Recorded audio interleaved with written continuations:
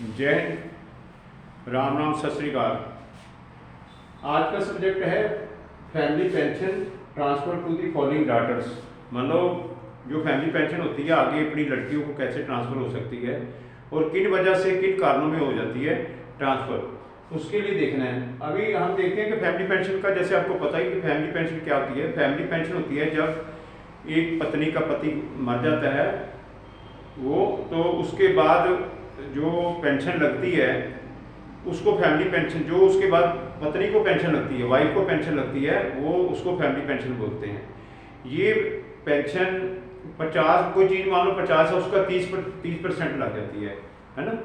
तो ये जो मदर की पेंशन है, जो है ना, जो उसकी फौजी के वाइफ की पेंशन है, ये पेंशन सेंट्रल गवर्नमेंट के मुलाजमों को और फौज को, है ना, फौजी को, सबको लागू है। सेंट्रल गवर्नमेंट के मुलाजमों को भी लागू है। जो सेंट्रल गवर्नमेंट का एम्प्लॉई है उनको भी लागू है। हम भी सेंट्रल गवर्नमेंट में आते हैं फौजी, तो हमारे बच्चों को भी लागू है।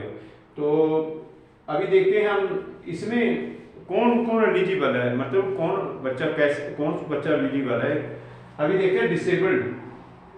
देखो, डिसेबल्ड डॉटर या डिसेबल्ड सन, जो लड़की हमारी किसी वजह से डिसेबल है, पोलियो हो गया या उसको, या कोई दिमागी तौर पे उसकी बीमारी है, या उसको शारीरिक तौर पे बीमारी है, या उसको बचपन बाई बर्थ से कोई बीमारी है ना, मान लो, तो बच्चा, लड़की हमारी डिसेबल है वो, या लड़का हमारा डिसेबल हो किसी वजह से है।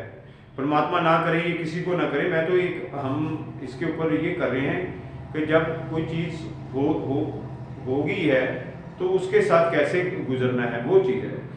तो ये जैसे होगी लड़की, तो ये लड़की जो हमारी डिसेबल लड़की है, माँ के जाने के बाद ये लड़की 40% से, मान लो डॉक्टर ने सर्टिफिकेट दिया हुआ है इसको, ये 40% से ऊपर है डिसेबल, मतलब डिसेबिलिटी सर्टिफिकेट जो है हमारा वो 60% का है, मान के चलो, है ना। डॉक्टर ने लिखा हुआ है ये 60% डिसेबल है, मतलब ये जीवन में दूसरे से 60% कम है बच्चा, दिमागी तौर पे या शारीरिक तौर पे, जैसे भी है वो, मतलब दूसरे से इतना कम है।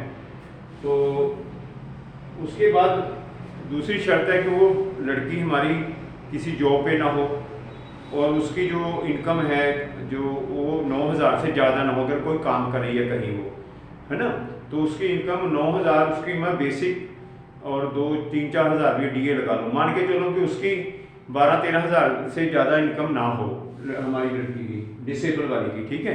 तो ये उसके लिए एलिजिबिलिटी शर्तें हैं। तो उसके बाद फिर वो, ये जो माँ की पेंशन है जो छोड़ के गई है पेंशन, वो इसको ट्रांसफर हो जाएगी लड़की को, ठीक है, डिसेबल लड़की को, है ना। अच्छा, यहाँ पे कि इस लड़की के लिए बड़ा अच्छा है, या लड़के के लिए, ये लड़का भी शामिल किया, पहले लड़का शामिल नहीं था, अभी किया लड़का भी शामिल। तो ये जो, अब इसके ऊपर एक और अच्छी बात है डिसेबल लड़की के लिए, जो अपंग है लड़की हमारी, उसके लिए, तो ये लड़की शादी भी चाहे तो कर सकती है, पेंशन इसकी जारी रहेगी, पेंशन ही कटेगी, शादी भी कर सकती है। ऐसे ही लड़का ये शादी कर सकता है, पेंशन ही इसकी कटेगी, ठीक है। बाकियों की पेंशन शादी करोगे तो इनकी कट जाएगी, मैं आगे चल के बताता हूँ। तो ये इसमें, ये जो डिसेबल लड़की है या लड़का है, ये पेंशन भी रख सकता है कंटिन्यू लाइफ लॉन्ग, और अपना क्या बोलते हैं, अपना शादी भी कर सकता है। इसका मतलब सीधा सा नजर है कि इसके पीछे क्या करना है। कारण है एक ही साथी हो गया ना कमाने वाला। तो फिर मान लो लड़का या लड़की तो डिसेबल है, अगर इन्होंने किसी ने इनके साथ शादी की है तो वही कमाएगा, बेचारा एक ही हो गया ना, मेंबर तो एक ही कमाने वाला रह गया ना, तो इसलिए इनको अलाउ है, ठीक है। मतलब रीजनिंग पीछे ये है। आगे आते हैं ये लड़की है हमारी। देखो, मैं भी 2 लड़कियों का फादर हूँ। ये जो मैं सब्जेक्ट छुआ, मेरा दिल तो नहीं करता था, ये बहुत दर्द भरी कहानी है ना, बहुत दर्द है ये, ऐसा कि किसी के साथ ना हो, किसी हमारी बेटी बहन के साथ ना हो, लेकिन जब हो ही जाता है ना, परमात्मा ने जो क्या बोलते हैं ना, वो सख्त है, कई दफ़ा सख्ती दिखा देता है परमात्मा। तो फिर ये 3 लड़कियां हैं जिनको पेंशन इनको भी मिल सकती है। एक तो है हमारी जो विधवा लड़की, किसी वजह से विधवा होगी, फिर दूसरी हमारी किसी वजह से लड़की को छोड़ दिया है ना, तलाक हो गया, तो तीसरी है अनमैरिड डेथ, किसी वजह से लड़की ने शादी ही नहीं की है ना, कराई नहीं है, की नहीं है, या वो भगत बन गई है नहीं कराना, है ना, जिद पकड़ के बैठ गई है, तो वो लड़की तीनों। तो ये लड़कियां कोई की एलिजिबिलिटी क्या है, ये 25 साल से मतलब ऊपर 25 साल से ज़्यादा होनी चाहिए इनकी उम्र, और इनकी इनकम भी 9,000 से ज़्यादा नहीं होनी चाहिए, और जॉब किसी नौकरी जॉब के ऊपर भी नहीं होना चाहिए। कहने का मतलब वही है, जॉब पे होगा तो 9,000 से ज़्यादा लेगा लड़की कमाएगी तो फिर ये पेंशन नहीं लगेगी, ठीक है। अभी आप ये बोलोगे कि इनकी पेंशन कब कट जाएगी, जब ये शादी कर लेंगी लड़कियां तब पेंशन कट जाएगी, सिंपल सा सवाल है, ये ध्यान में रखना। अभी हम ये भी देख लेते हैं साथ साथ, तो ये मतलब लड़कियां रीमैरिज के लिए रीमैरिज नहीं कर सकती, और इनको सबको ECH की फैसिलिटी भी लागू रहेगी, और CID भी रहेगी लागू। CID ऐसे रहेगी लागू कि मान लो जो जैसे मान लो मेरा कोटा है ग्रोसरी का, मान लो वो तो आप पेरेंट जीते जी भी दे सकते हैं, ऐसा कुछ नहीं है कि जब पेरेंट जीते हैं तो चाहे अपनी लड़की को, डिसेबल लड़की को, वो अपना कोटा जाके एक कार्ड अलग से बना देंगी। मान लो उसको 7,000 कोटा मिलता है ग्रोसरी का, तो 2500 का उसको उसका कार्ड बन जाएगा लड़की का। ये देख लेना, ये फैसिलिटी है, पता नहीं है लोगों को, ज़्यादातर मैंने बनाया हुआ अपनी लड़की का। तो ये जो 2500 उसका बन जाएगा, अलग से कार्ड हो जाएगा, तो ये फैसिलिटी है CID में। लड़की फिर एंट्री कर जाएगी, फिर आपको जो ये नहीं बाहर नहीं निकालेंगे कि बाहर तो अपने उसको लेके आप पेरेंट्स को साथ में ना, फिर लड़की आराम से अपनी अकेला 2500 का खरीद के ला सकती है, ठीक है। और जैसे मेरी लड़की है 4500 का खरीद सकती है ना, तो ऐसा करके ये इसको आराम से चली जाती है और आ सकती है, कोई रोकेगा नहीं, उसको अलग से कार्ड बन जाएगा। ऐसे एक ECH का डिसेबिलिटी, ये जो हमारा जो कार्ड है ECH का कार्ड भी लड़की को डिसेबल को मिल जाएगा, इसको इनको भी मिल जाएगा, इनको भी इजाज़त है अपनी दवाई लेने की, है ना। तो मेरे कहने का मतलब है ये भी लागू हो जाती है फैसिलिटी। तो ये होती है, अभी हम देखा है कि ये चीज़ें ये लागू हैं जब माँ के जाने के बाद, है कि नहीं बात। तो अभी हम एक छोटी सी समाज की बात कर लेते हैं। मेरी अपनी ओपिनियन है, मेरी अपनी सलाह है कि देखो इस रास्ते पे नहीं जाना हमने। अगर हमारी लड़की है कोई किसी वजह से, तीनों की वजह से विधवा होगी, डाइवर्स होगी किसी वजह से, तो याद में इन तीनों को हमने दोबारा से सेटल करना है, दोबारा शादी करनी है। ये मैं आपको एक सलाह देता हूँ कभी, क्योंकि शादी इसकी दौलत है, पति इसकी दौलत है असली, समझ गए। इस रास्ते में नहीं जाना। ये जो मैंने बताया, ये मैंने आपको इसलिए बताया कि ये आज कल 1 रैंक 1 पेंशन का जब चला विधवा के लफ्ज़ के ऊपर, तो मैंने सोचा चलो ये भी एक पार्ट हम लगा देते हैं वीडियो पे। कई दफ़ा बेचारी लड़कियाँ जो जिनके पास बच्चे हैं, अभी वो बेचारी अभी उसकी आधी जीवन तो है ना, लड़की का आधा जीवन तो भी गुजर चुका है, बेचारी आधे जीवन में फंस गई है, कई पौने जीवन में फंस गई हैं। अभी उसमें क्या शादी करनी दोबारा, बच्चे तो उसके कितने बड़े बड़े हो रहे हैं, 10वीं 12वीं पढ़ रहे हैं, अभी क्या शादी बेचारी करेगी। तब तक उसकी मदर मर जाती है, दोनों पेरेंट्स मर गए, तो तब उस टाइम तो बेचारी को फिर है ना, वो विधवा को तो जरूरत है ना फिर पैसे की, बेचारी शादियाँ भी करनी है, रिश्तेदारी भी देखनी है, तो उस टाइम उसके लिए मैंने बताया। कोई जरूरी नहीं है कि फर्स्ट स्टेज में 25-30 साल में ये वापर जाएगा।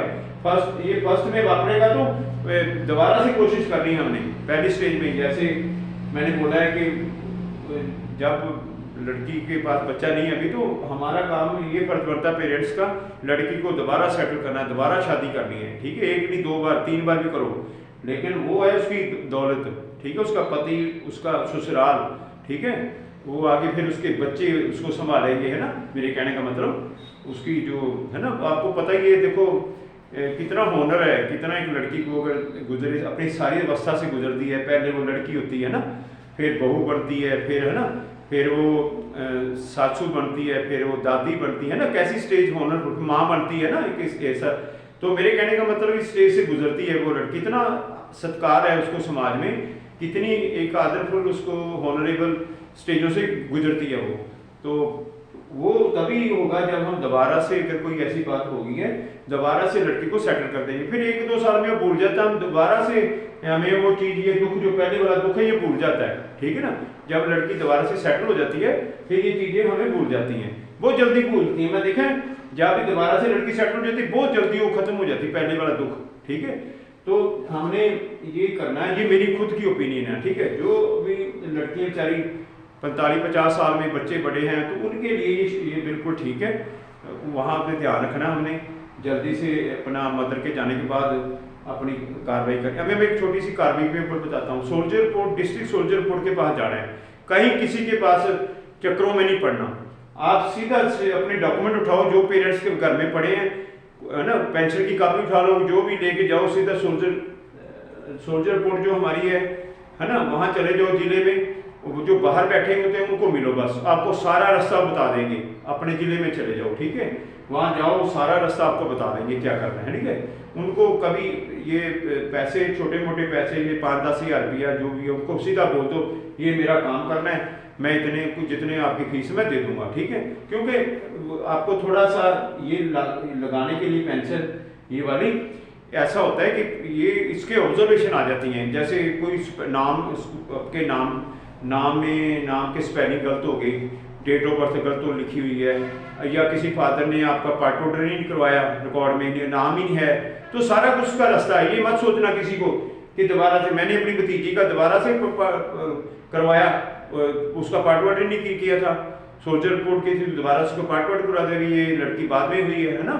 तो ऐसे करके 3 लड़कियों की मैंने पेंशन भी लगवाई है। एक तो मेरे गांव की है, बुआ लगती हमारी बुआ।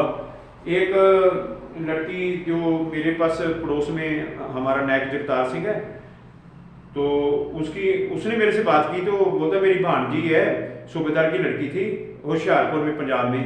तो वो बोलने लगा, मैं क्या वो कैसे, मुझे ये दर्द सुनने में मेरे को बड़ा अच्छा लगता है, मेरा ना मुझे बहुत मदद करने के लिए दिल करता है। ये बहुत दर्द, ऐसे दर्द है ना ये, अगर इसके आगे मुझे ना बहुत लगता है बेचारा आदमी, कितने भी कष्ट आदमी, मैं सोच मेरा नेचर है, मैं कितना भी कष्ट काम कर लूँगा, ठीक है, कितना भी कष्ट वाली प्रॉब्लम झेल लूँगा, लेकिन ये जो दर्द है ना लड़की के लिए, है ना, सारी उम्र के दर्द हैं ये, है ना।